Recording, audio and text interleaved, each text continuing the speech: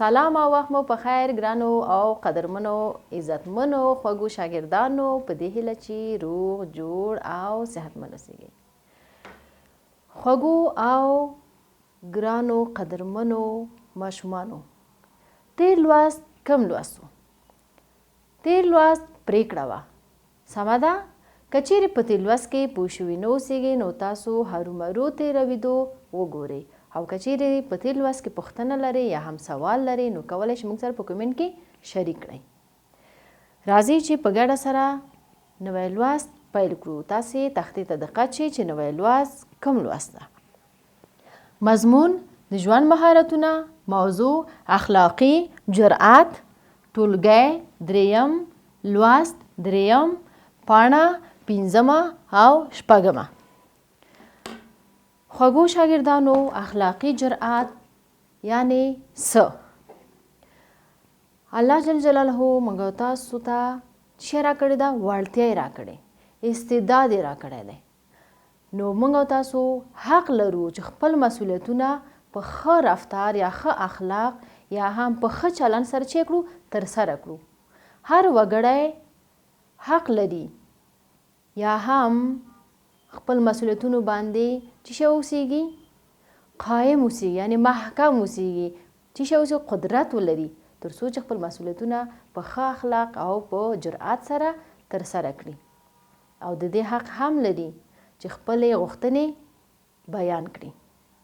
نو راځئ چې په ګډه سره خپل نوی لوست پیل کړو. دریم لوست اخلاقي جرأت. موخه څه ده؟ موخه اخلاقي جرأت یا هم خپلې غوښتنې لپاره یا هم خپل د مسؤلیتونو لپاره باید په لومړي قدم کې اخلاق ولرو او بیا جرأت ولرو د ترسره کولو لپاره یې. وایاست پوښتنو ته ځیر شئ. تاسې اوله پوښتنه، ستاسې په نظر اخلاقي جرأت څه شی دی؟ هر انسان کولی شي یو کار ترسره کړي. په لومړي قدم کې په ښه اخلاقو ښه چلند سره، په دویم قدم کې جرأت باید ولري. چې شی ولري؟ جرأت ولري. نو د یو کار د ترسره کولو لپاره باید اخلاق او جرأت مهم ده. ستاسو د کارونو په سرته رسولو کې اخلاقي جرأت مرسته کولی شي او که نه؟ هو. نو اخلاقي جرأت زموږ د کارونو په ترسره کولو کې ډیره مرسته کولی شي. نو چې موږ اخلاق ولرو او ښه رویه ښه چلند ولرو نو کولی شو یو کار هم ترسره کړو.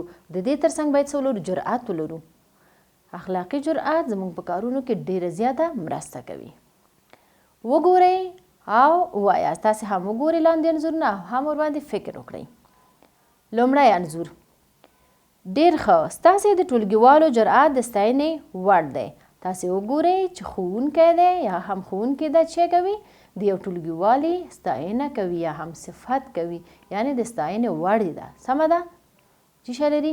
دا زده کوونکی جرأت لري، ښه اخلاق لري چې د تختې مخې ته راغلی د چې کوي لوست یا هم درس تشریح کوي. دا ټول څه ده؟ جرأت ده. دوهم انځور بابا تا سره مرسته وکړم. کوچنی هلک ده چې خپل بابا سره چې کوي مرسته کوي، ښه رویه کوي، ښه چلند کوي. دا څه ده؟ اخلاق ده. په ښه اخلاق سره په ښه جرأت سره له خپل بابا سره مرسته کوي، ورڅخه پوښتنه یې کړې ده. دریم انځور ښوونکي صاحب زه ځواب ورکړم. تاسې وګورئ په دې کې چې څه وایي؟ ډېر په احترام سره لاس یې پورته کړی چې ښوونکی صاحب ځواب ورکړم. دا لاس پورته کول په معنا د اجازت ده چې له ښوونکي څخه په ډېر مؤدبانه په ډېر احترام سره چې کوي اجازه اخلي چې ښوونکی صاحب چې وکړم زه ځواب ورکړم، البته د پوښتنو لپاره. څلورم انځور ښوونکی صاحب تاسې مهرباني وکړئ. ښوونکی او زده کوونکي دي د ټولګي په مخ کې دي. چې شی د ټولګي په مخ کې دي، ښوونکي ته چې وایي ډېر په مؤدبانه شکل وایي چې ښوونکی صاحب تاسې مهرباني وکړئ، یعنې لومړی باید تاسو ټولګي ته چې شی وردننه شئ یا هم داخل شئ. واورئ او وایاست. تاسې هم واورئ هم ورباندې چې فکر وکوئ.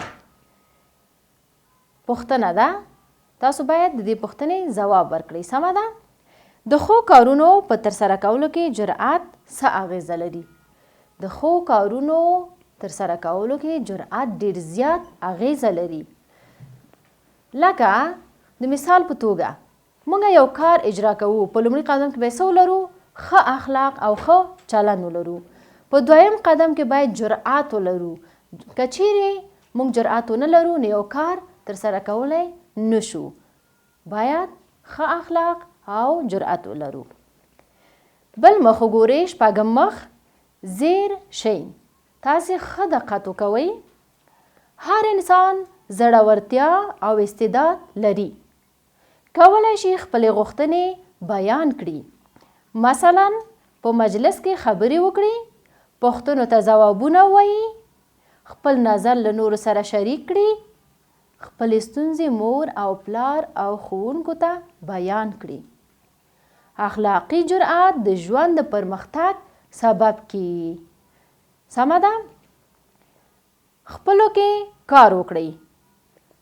دا هم تاسو ته ویلې چې تاسو په ډله ییزه توګه په کور کې له خپل کورنۍ سره یا هم په ټولګي کې له ټولګیوالو سره چې وکوئ په ډله ییزه توګه تقسیم شئ او په اخلاقي جرأت باندې خبرې وکوئ چې اخلاقي جرأت څه ګټې یا هم څه اهمیت لري. ځواب ورکړئ. دوه پوښتنې دي چې تاسې باید ځواب کړئ. اوله پوښتنه: اخلاقي جرأت موږ ته د کومو کارونو وړتیا راکوي؟ دوهمه پوښتنه: اخلاقي جرأت څه اهمیت لري؟ سمه ده؟ کورنۍ دنده. د اخلاقي جرأت په باره کې څو جملې ولیکئ. ګرانو خوږو ماشومانو، دا هم ستاسو کورنۍ دنده وه چې کورنۍ دنده مو په وخت سره ترسره کړئ. نو کولی شئ خپله کورنۍ دنده ماته په لاندې ایمیل کې راواستوئ. نو هیله کوم په نننۍ ورځ یا هم د نن ورځې لوست باندې پوه شوي اوسیږئ. نو زموږ ویډیوګانې لایک او سبسکرایب کړئ تر څو چې تاسو نورې ویډیوګانې په اسانه ډول سره ترلاسه کړئ.